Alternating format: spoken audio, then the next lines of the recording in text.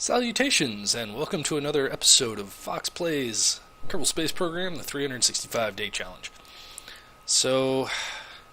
Well, we had a bit of a problem last episode. Bit of a problem. We tried to land on the moon, and I just botched the landing, and, well, there are still bits of it tumbling about the moon. Very unfortunate. But today, I think, we still need to go there, and what better day than today? So, to get us back on track with this series, we're just gonna this episode, this conclusion to the first mission block. Sorry about the flickering with the shadows here. I don't know what's going on there. Sorry, I got distracted. Yeah, to put us back on track, in this concluding episode to Mission Block 1, I'm going to launch from Kerbin with orbiter and lander, transfer to the moon, land on the moon, return from the moon, and return the whole kit and caboodle back to Kerbin. So, hopefully it all goes well, and I have done a little bit more testing with this than I had done with the Kolossus I mission. But, so I've kind of crunched some numbers, and I think we're all set. So I think without further ado, we'll kick this off. Find it here, Kolossus II. There are fellas. Launch.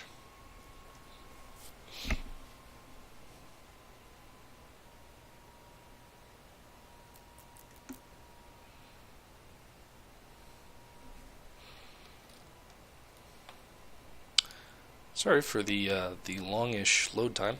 Still need to crack that problem, but one thing at a time. So our launcher is massive, but and this is what I was kind of trying to avoid, but oh well. And you'll see I do have a procedural fairing now because that got updated for 0.9. All right, so let's kick things off.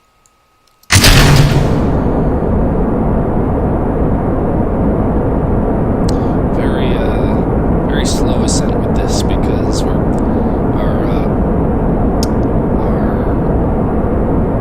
time dilation. I'm not sure. There's got to be a better word for that, but physics lag is at yellow. So, but yeah. So yesterday's mission. Oh boy, that was a kerfuffle. Hey, it even has a K in it. A kerfuffle is what it was. So, hopefully this time around we'll have better luck.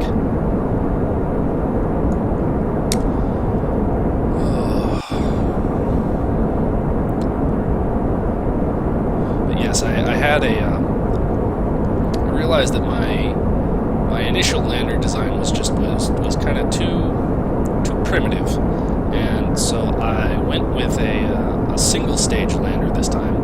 I really wish that I had kind of stuck to my guns and gone for the two-stage lander because I think they're just cooler, but I really need to get back on track with this series, and when in doubt, remove complexity, make things simpler, keep it simple, stupid. But anyway, as you can see, we're taking a much higher trajectory than I usually take, because usually I start my gravity turn at about 2 kilometers. But I'm actually going to start turning over at 4, give or take, and that's just because our thrust to weight ratio is pretty low. I mean, it's not bad. It's up to 1.9 now, but at launch it was very low, and if we had tried to turn over sooner, we would have met with problems.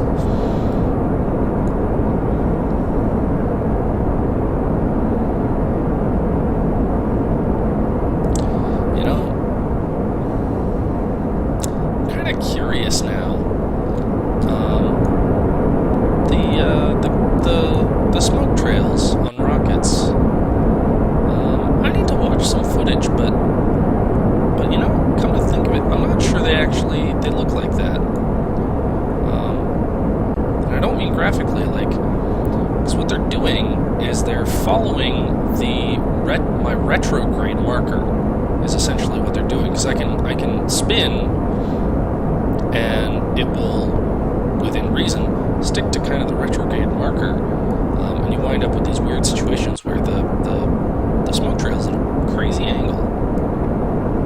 And to a certain extent, I think that's true. I think that's accurate, but not to the degree that it's shown. I'm gonna have to look into that. I'll look into that. I'll let you guys know later. Passing to 10K.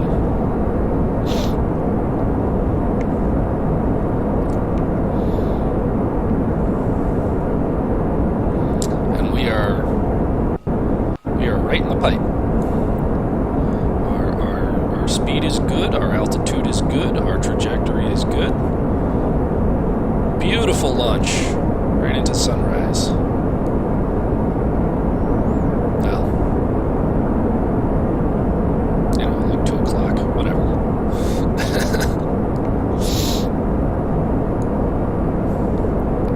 Alright, so this launch is a bit ambitious. I'm going to just go to the map view here. So my plan is to get our apoapsis about here, and then just burn straight for the moon.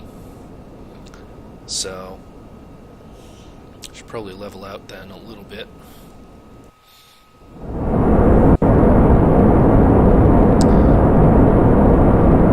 And this took a lot of doing, getting these. Oh, look at all them burn. At 'em. Getting all this to fit together properly and not spontaneously explode under G-force was a little tricky. I got it. We're looking at first stage cutoff soon.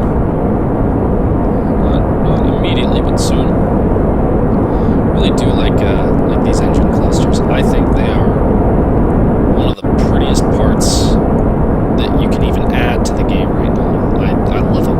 And what's great is I can't quite pronounce the guy's name. Bailey something. The guy who makes the Tantares pack is redoing the proton. Oh, there's first stage cutoff. Second stage ignition. Now our thrust to weight ratio just went way down, but that's okay. But yeah, the guy who makes the I'm actually going to cut our thrust here. Okay, so our apoapsis is not where I thought it'd be, but it's close enough. But yeah, he's redoing the proton. He's I may have talked about this in an earlier episode. I'm not sure now, but I'll talk about it now because it's worth discussing. Because again, I love the Tantares pack, and I'm really happy because it's gonna be cool. Alright, and so we're looking for... Wow. We missed our window. Oh, I'm looking at the wrong orbit. Ha! Rookie mistake.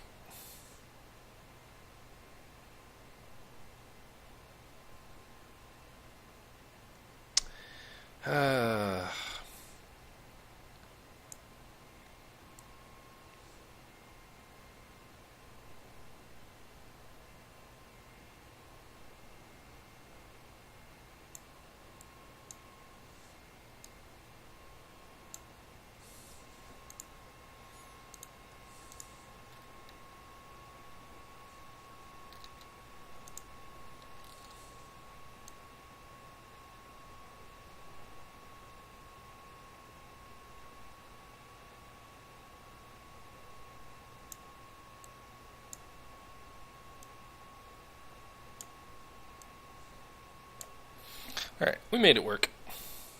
It's not pretty, but it will do.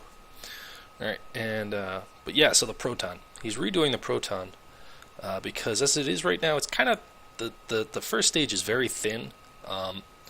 The first stage is it should be more like the 3-meter parts than the 2-meter parts. But yeah, he's gonna change that, and he's already got the beta out. And I want to start playing around with that, but I want to make sure that it's stable. It's a parts pack, so it's pretty resilient to plug in shenanigans, but still, I want to, you know, as stable as possible. That's what I'm going for here. All right, so we're missing our burn time by like a lot. What's going on?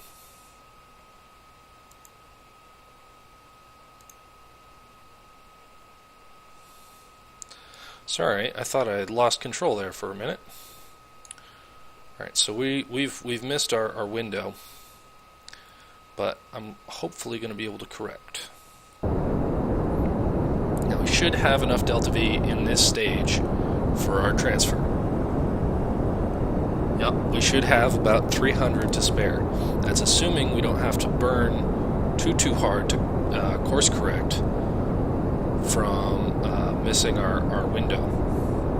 I'm also hoping that I'm still high up enough that I'm not going to hit the atmosphere. And it doesn't look like I am, because that would be our projected trajectory. I'm actually quite proud of myself for getting that on the first try, but yeah. So I don't think that'll go in the atmosphere. We'll skim it certainly, but if we dip down in the just tippy top of the upper atmosphere, it's not that big a deal. But yeah, so that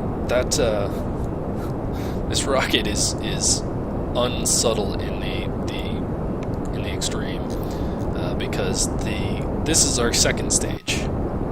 It's a 2-stage rocket, and the payload is its own 3rd stage, but this is our 2nd stage, and the first stage was this assembly, 2 tanks and an engine, times 7. And these Block Bs are exactly the dimensions and exactly the capacity of our tanks. So, and these are actually more akin to skippers than mainsails, but they have a much higher ISP. Or do they? I thought they had way better specific impulse than that. I suppose that is the B. No, I have it backwards. The Block C engine has like 380, something like that. So it's very suitable for moving between moons and such. I just realized that I forgot to set my timer, because this is definitely going to be a 2-part episode. I'm going to set a timer for myself and make sure I don't go over. I'm just going to make sure I have. Okay, so boom. Okay, timer set.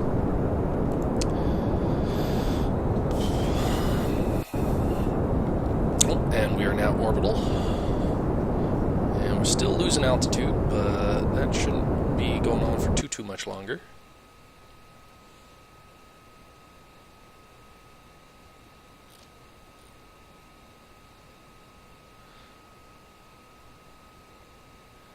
Yeah, see, we're raising our periapsis.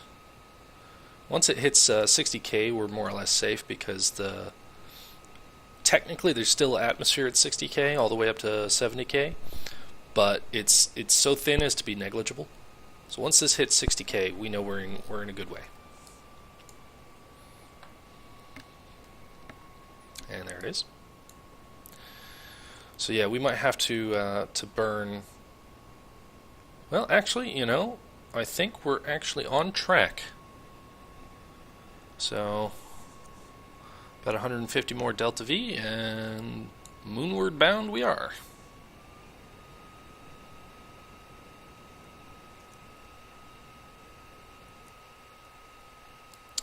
Now I think that is a not just encountered. Yep, that is in fact a smack it right in the face trajectory. All right, so we're actually going to dump our 2nd stage on that that collision trajectory. So, and boom. We're going to thrust a little bit just to kind of move us away. And we're going to deploy our gear. There it is. Oh, I thought I had bound these to action groups. Apparently not. But see my antenna. Oh, RCS still on. Definitely don't need RCS to roll. Most rockets have just great roll authority. As you right. So now that we can see it, we'll talk a little bit about the lander. Let me just make sure we've got our encounter set up. Yeah, I'll fix our encounter, and I'll talk about the lander.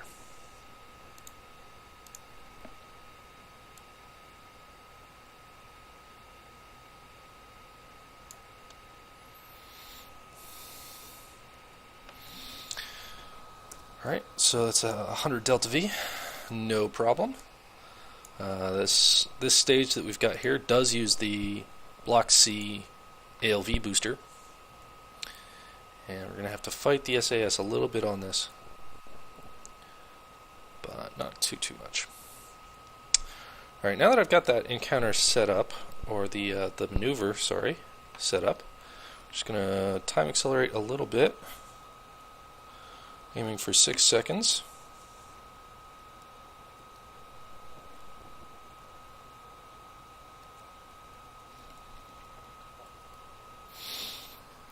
So we'll talk a little bit about the lander. It's still big. It's one stage, but it's not small. At least by kind of standards. There we go. And so this is actually the first time we've featured these engines on the channel, which is kind of too bad because I would have loved to have done a proper launch with the R7 and Soyuz to introduce them, but these are the engines from the Soyuz rocket, the R7, upper stage, not lower stage. Let me just top off this encounter. Or maneuver, sorry. Be very careful.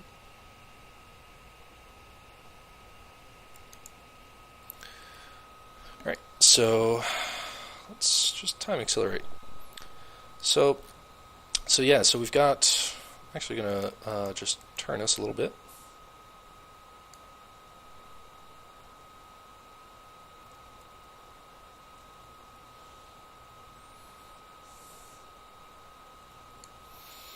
Alright, that seems good.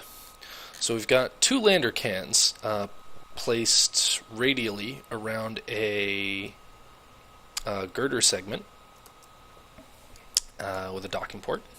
And we've got some lights, and we've got some solar panels, which I guess I'll deploy now. Really no point not to. Also from the Tantares pack. These rightfully belong on the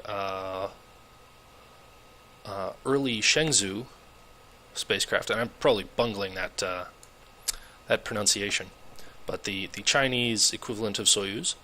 We've got some batteries hidden up under there. We've got 4 RCS tanks. We've got 4 of these small FLT-100 tanks, and we've got 4 of the upper stage Tavio CEM engines used on the R7, or the R7 replica in this mod pack, Tantares. And I do have the thrust limited to 40, so, but they're still very powerful engines, so I don't think we're going to need all of it. And we've also got this TE5 orbital motor. Sorry, I'm just going to speed this up a little bit.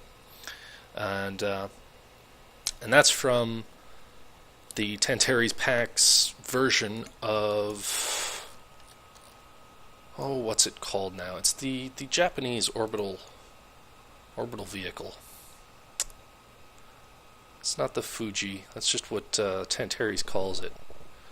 Yeah, the Tantares pack has different names for all the spacecraft. So the Tantares is the Soyuz replica, and Hamal is the equivalent of the Progress spacecraft, and the Vega is equivalent to the Salyut stations.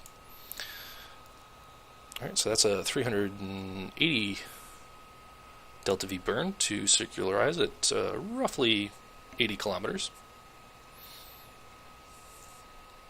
The SAS just kind of throwing us around. Oh, perfect stopping place. So I'm just going to let this settle out, and I'll move on part 2 of episode 7. So, yeah, I'll see you in a bit.